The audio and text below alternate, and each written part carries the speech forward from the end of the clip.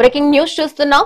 AP యువతకు ఉపాధి ఉన్నంత అవకాశాలు కల్పించడమే లక్ష్యంగా మంత్రి నారా లోకేష్ రష్యా పర్యటన కొనసాగుతుంది. రష్యా ఇండియన్ డయాస్పోరా సమావేశంలో లోకేష్ పాల్గొన్నారు. సంక్షోభ సమయాల్లోనూ అవకాశాలను సృష్టించడమే నిజమైన నాయకత్వ లక్షణమని పేర్కొన్నారు. భారతదేశ అభివృద్ధిలో ఎన్ఆర్ఐలు కీలక భాగస్వాములు కావాలని లోకేష్ పిలుపునిచ్చారు.